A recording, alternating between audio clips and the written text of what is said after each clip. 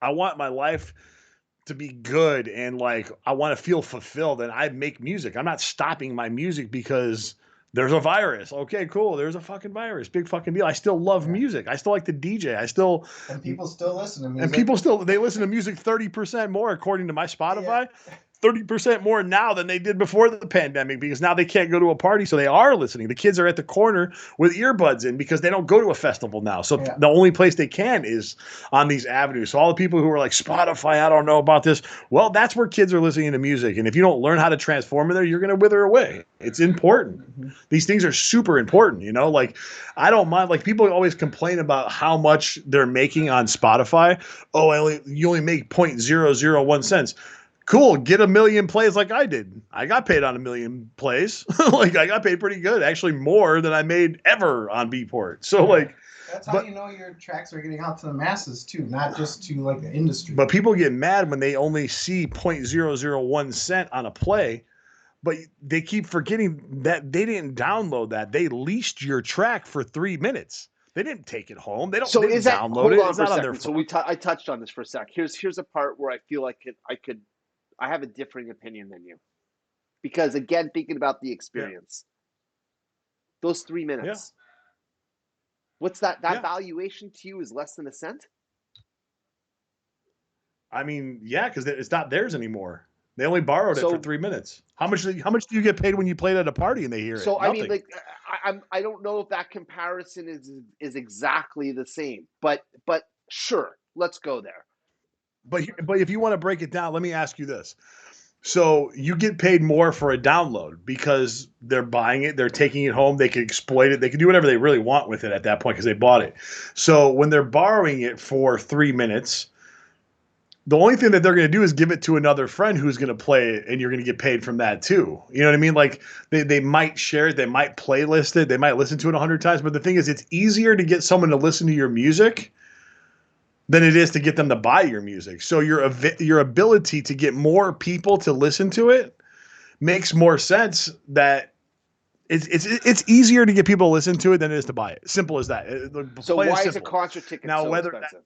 Why is a festival ticket so expensive? All right, if that's the case. And then it needs to be asked, is the experience that I'm going to have at that festival trumping the experience that I'm going to have, for example, when I'm at the gym and I'm rocking out and I got Metallica and Justice for All in my headphones? I'm using that yes, album, man. I'm using it. That is my fuel. I'm not having the same workout that unless it and I'm being obviously being specific towards name. And every morning I've got a playlist of stuff that I've specifically curated for my time when I'm in that room and I'm lifting weight. I think to myself if like, I'm correct though, to make a playlist though on Spotify, you have to pay for an account. So you get more than 0.001 cent on a play then if they're putting you in a playlist because the paid user you get more money on a play from them. so I'm not I don't know anything about that. All I know is that somehow, somewhere, someone said to us that the experience for music or film at home is this much per month. But if Right. I want to go and have that experience for me, then it's exponentially greater. If I want to go and buy a ticket to a movie right now at IMAX in Toronto, I think it's $25 for the movie ticket. Right. Right. Okay, I'm in the theater for 2 hours. What does this work Yeah. out to mathematically? Honestly, I So don't know. I don't know what the answer is, but I do know one thing is that it's greater than yeah. half a cent. And and Yeah. and even then, I don't get to keep the movie, just like what you were saying. I go to the concert, I don't get to keep the concert. The most that I can do to keep the concert is to buy the t-shirt at the merch stand or a wristband or a bandana or something adorned with the brand of what it Right. is that I just saw so that I can look at it and someone else can see it and say, oh, you were there that night. So now the conversation has the valuation to it, which stems from the idea, which is what I was Right. talking to you about before. How much But is the now site? How now much is the idea Netflix though. worth? What is a movie getting paid on a Netflix stream?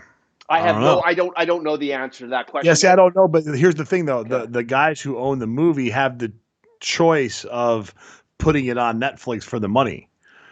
You understand? Like if you're in the movie and you own the movie, you have the choice whether you want Netflix to have it or not. and you're taking a dramatic pay decrease when people stream it there. But that's on the guy who owns the record. It's not on everyone else. So it's like, Paul, I'm cool with there's it. got to You know what be I mean? people in film who are literally of the same type of mind that you and I are in right now, where we're like, we love so much what we do that I'm going to actually release this song. I don't think anyone's going to ever fucking play this thing, but I love it. So here it is. Because I also think too with Beatport though, like Beatport takes 40% of your money for being in the store. Like that's kind of crazy to me too. So You know, all of this is part of the umbrella of what I'm yeah, it's talking all to the you same about. shit, really, So right? so I mean, this is what I'm saying is that how do we evaluate stuff? It's a very weird discussion. I feel it's yeah, almost like a hypnotic, undiscussed form of marketing that has been coming at us for fuck knows how long, where we're saying, right, okay, here at this moment. So essentially, in my mind, this is what I'm seeing. You can go to the movie and you can see it in the movie theater. Pay $25, gives you the opportunity to go ahead and you go and take a selfie in front of the movie theater. Look where I am. Oh, I'm first. I went to Endgame at midnight.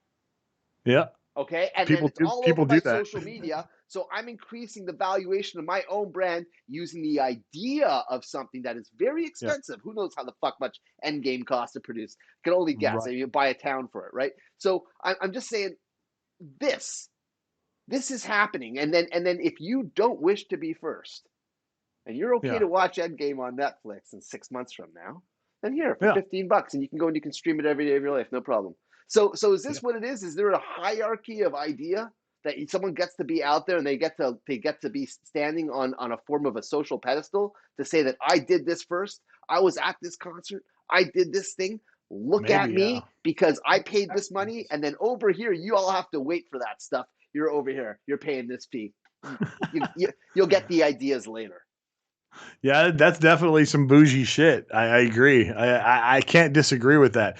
Do I think it's right or wrong? I guess I'm very unopinionated on it because I have Netflix and I go to the movies. Hey, like I said, So maybe I I have have a silver Netflix as spoon in my well. mouth. I don't know, but I get it, and I'm still cool with it because at the end of the day, like I never made music for money.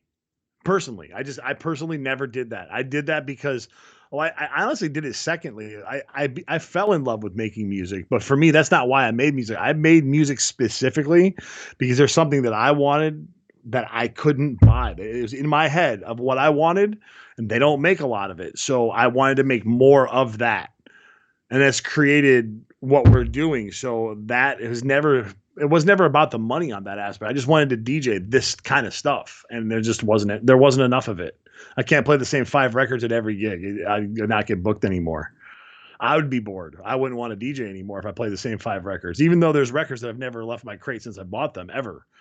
But point being is that like I'm not making the music for that, and if I see anything from it, that's super cool. Like I'll make money on my gigs, and if I don't make money on my gigs, I'll get a job. Like, dude, like I don't do this for that. It's turned into that. It's manifested into that, but I didn't go for that. That's not what I did this for ever, ever, ever. That's why I can navigate through a pandemic because through a pandemic, I'm not making money on gigs where I actually do make my money, and I'm able to navigate through a pandemic because I never just made money from just music ever in my whole life. Incredible.